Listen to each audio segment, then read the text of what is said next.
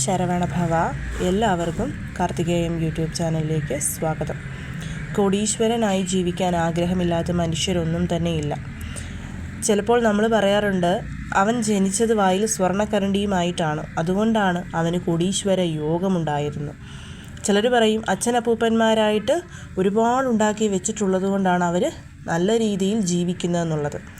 നമ്മൾ ജനിക്കുന്ന സമയവും ആ സമയത്തെ ഗ്രഹങ്ങളുമൊക്കെ നമ്മുടെ മുന്നോട്ടുള്ള ലൈഫിൽ ജാതകത്തെയും ഒക്കെ ബാധിക്കാറുണ്ട്. എന്നാൽ പോലും നമുക്ക് നമ്മുടെ വിധിയെ തീർച്ചയായിട്ടും മാറ്റാൻ സാധിക്കും. അതിനായിട്ടുള്ള ഒരു വഴിയാണ് ഇന്ന് ഞാൻ നിങ്ങളുമായിട്ട് പങ്കുവയ്ക്കുന്നത്.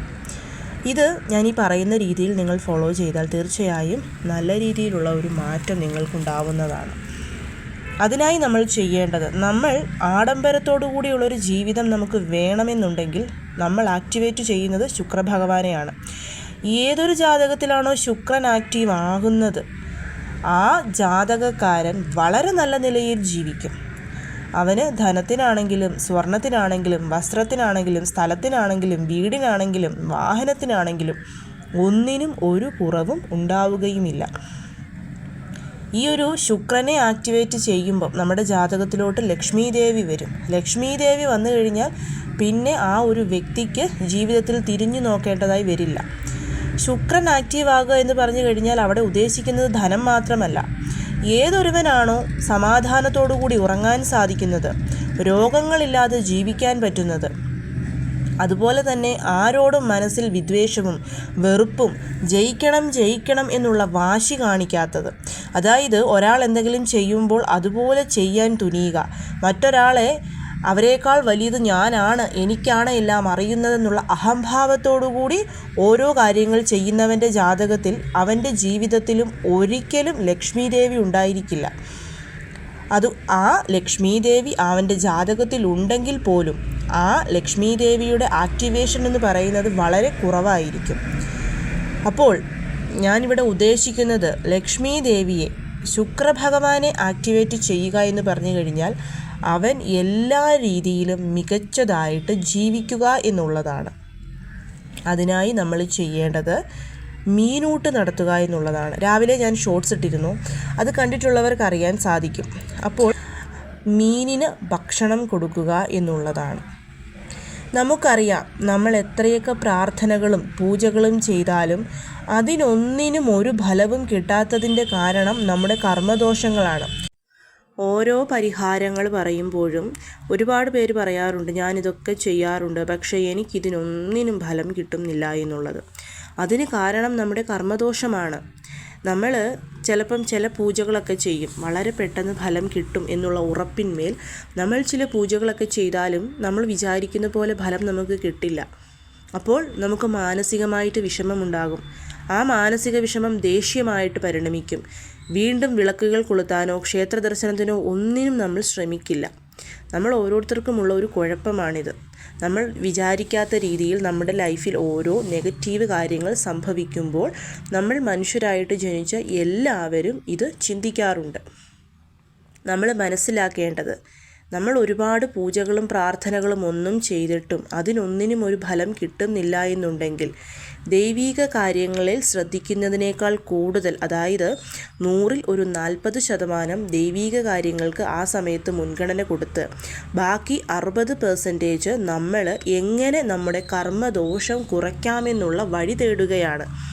കാരണം കർമ്മദോഷങ്ങൾ കുറച്ചെങ്കിൽ മാത്രമേ നമുക്ക് ദൈവികമായിട്ടുള്ള അനുഗ്രഹം ലഭിക്കുകയുള്ളൂ.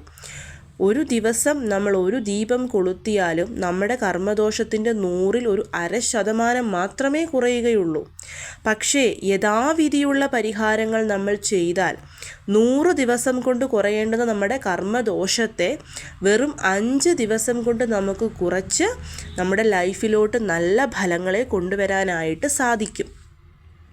ഇപ്പോൾ ഈ ഒരു വീഡിയോ കണ്ടുകൊണ്ടിരിക്കുന്ന നമ്മുടെ എല്ലാവരുടെയും ജാതകത്തിലും ജീവിതത്തിലും കർമ്മദോഷമുണ്ട്. മുൻ ജന്മത്തിലും ഈ ജന്മത്തിലും അറിഞ്ഞും അറിയാതെയും നമ്മൾ ചെയ്ത ഓരോ ദോഷങ്ങളും കർമ്മദോഷമായും ഗ്രഹദോഷമായും ഗ്രഹപ്പിഴകളായും ഒക്കെ നമ്മളെ വലച്ചുകൊണ്ടിരിക്കും. ഒരു മനുഷ്യൻ്റെ ജീവിതത്തിൽ നിന്ന് ഒരിക്കലും പൂർണ്ണമായി കർമ്മദോഷം മാറുകയില്ല. പക്ഷേ നമുക്കതിൻ്റെ ലെവല്, അതിൻ്റെ വ്യാപ്തി നമുക്ക് കുറയ്ക്കാനായിട്ട് സാധിക്കും. അതുകൊണ്ടാണ് ഞാൻ എപ്പോഴും നിങ്ങളോട് പറയാറുണ്ട്, എന്തെങ്കിലുമൊക്കെ മംഗളകാര്യങ്ങൾ വരുമ്പോൾ അന്നദാനം ചെയ്യണം എന്നുള്ളത്. വിശക്കുന്ന ഒരു വയറിന് ഭക്ഷണം കൊടുത്താലും അത് കർമ്മദോഷം മാറി നമുക്ക് നല്ല ലൈഫ് തുറന്നു തരും. പക്ഷേ അവിടെയും ശ്രദ്ധിക്കേണ്ടുന്ന കാര്യം, വിശക്കുന്ന വയറിന് മാത്രമേ അന്നദാനം ചെയ്യാവൂ എന്നുള്ളതാണ്. അർഹരായവർക്ക് മാത്രം. ഇപ്പോൾ നമ്മുടെ അടുത്തുള്ള ക്ഷേത്രങ്ങളിലൊക്കെ ഉത്സവം നടക്കുമ്പോൾ അന്നദാനം ഉണ്ടാവാറുണ്ട്. നമ്മളൊക്കെ എന്തു ചെയ്യും? എല്ലാവരുമായിട്ട് അവിടെ പോയി ഭക്ഷണം കഴിക്കും. അത് ഭഗവാന്റെ പ്രസാദമാണ്. അപ്പോൾ നമ്മൾ പറയാറുണ്ട്, ഞാൻ ക്ഷേത്രത്തിലോട്ട് അന്നദാനത്തിന് അരി കൊടുത്തു അല്ലെങ്കിൽ പച്ചക്കറി കൊടുത്തു, എനിക്ക് തീർച്ചയായും നല്ലത് കിട്ടും എന്നുള്ളത്. പക്ഷേ അവിടെ നമുക്ക് കിട്ടുന്നത് 100-ൽ 20-30% മാത്രമേ ആയിരിക്കുകയുള്ളൂ.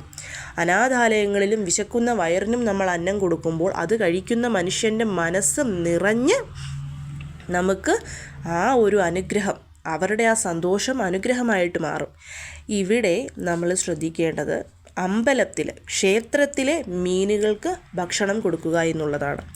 എന്തുകൊണ്ടാണ് ക്ഷേത്രത്തിലെ മീന് ഭക്ഷണം കൊടുക്കേണ്ടത്? ഞാൻ നിങ്ങളോട് ഇതിനു മുൻപും എൻ്റെ വീഡിയോ സ്ഥിരമായിട്ട് കാണുന്നവർക്കറിയാം, നമ്മുടെ ജാതകത്തിലെ 6ാം ഭാവമാണ് സ്വത്ത് വകകളെ കുറിക്കുന്നതെന്ന് കഴിഞ്ഞ ദിവസവും കൂടി ഞാൻ നിങ്ങളുമായിട്ട് പങ്കുവച്ചിരുന്നു. അതേപോലെ നമ്മുടെ ജാതകത്തിലെ കർമ്മദോഷത്തെ കൂട്ടുന്നത് നമ്മുടെ 8ാം ഭാവമാണ്.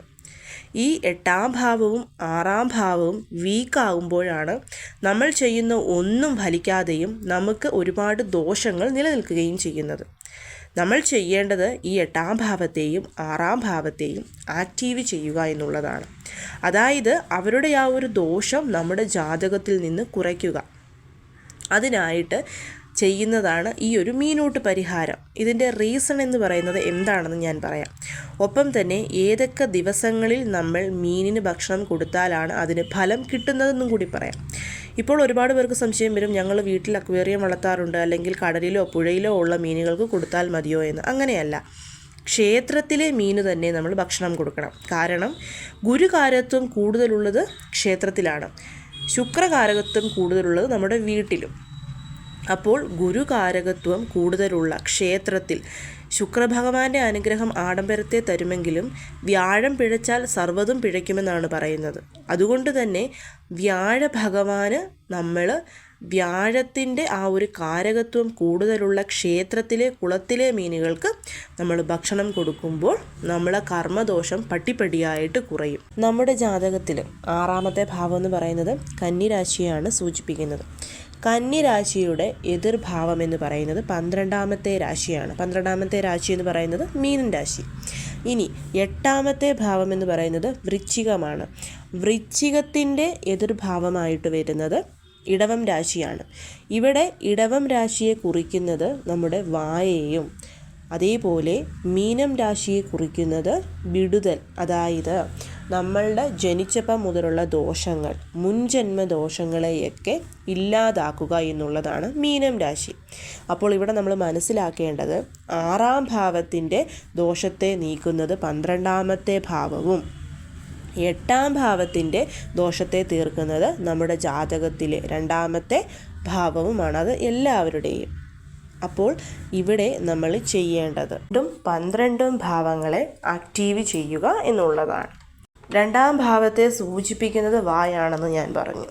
അപ്പോൾ വായിൽ കൂടി നമ്മൾ നമ്മുടെ ആ ഒരു കർമ്മദോഷത്തെ മാറ്റുന്നു. എങ്ങനെ? അന്നദാനം ചെയ്യുക വഴി.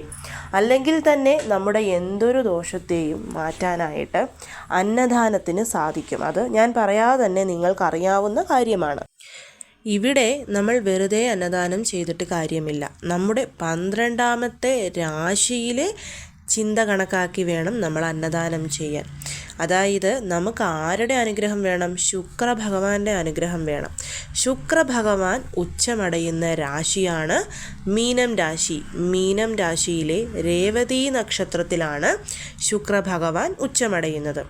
അപ്പോൾ നമ്മൾ ചെയ്യേണ്ടത്, രേവതി നക്ഷത്രത്തിൻ്റെ കോലമെന്ന് പറയുന്നത് മീനാണ്.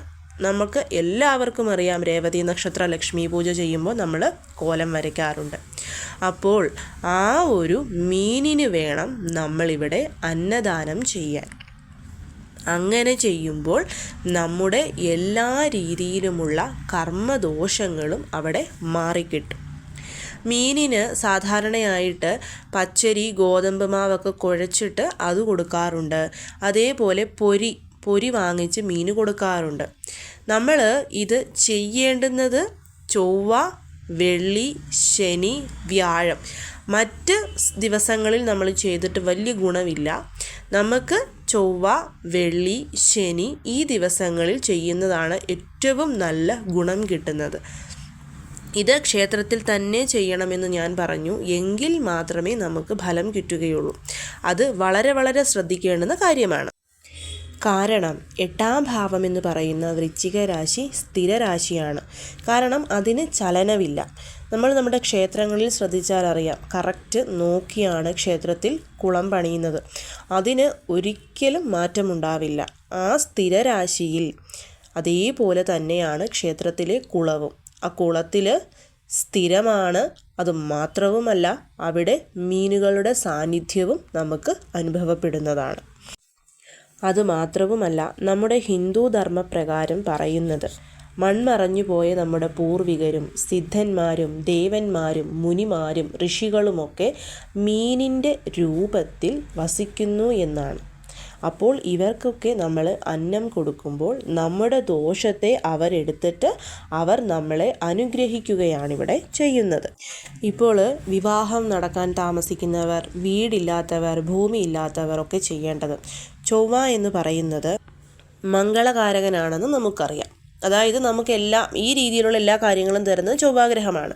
നമ്മൾ ചെയ്യേണ്ടത് ചൊവ്വാഴ്ച ദിവസം, ഞാൻ ഈ പറഞ്ഞ പ്രശ്നങ്ങളുള്ളവർ, വിവാഹം നടക്കാത്തവർ, അതേപോലെ ജാതകത്തിൽ ചൊവ്വ രാഹു കേതുവായിട്ട് ബന്ധമുള്ളവരൊക്കെ, കാരണം ചൊവ്വ രാഹു കേതുവായിട്ട് ബന്ധമുള്ളപ്പോഴാണ് നമുക്ക് വിവാഹം നടക്കാത്തതും വീടുണ്ടാവാത്തതും ഭൂമി കിട്ടാത്തതും ഒക്കെ സംഭവിക്കുന്നത്.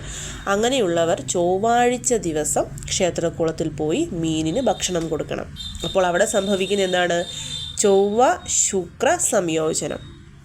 ഇനി നിങ്ങൾക്ക് വളരെ പെട്ടെന്ന് പണക്കാരനാവണം, ധനം വേണം, വളരെ അത്യാവശ്യമായിട്ട് നിങ്ങൾക്ക് ധനം ആവശ്യമുണ്ടെന്നുണ്ടെങ്കിൽ വ്യാഴാഴ്ച ദിവസം ക്ഷേത്രക്കുളത്തിൽ പോയി മീനിന് നമ്മൾ ഭക്ഷണം കൊടുക്കണം. അപ്പോൾ അവിടെ സംഭവിക്കുന്നത് ഗുരു ശുക്ര യോഗമാണ്.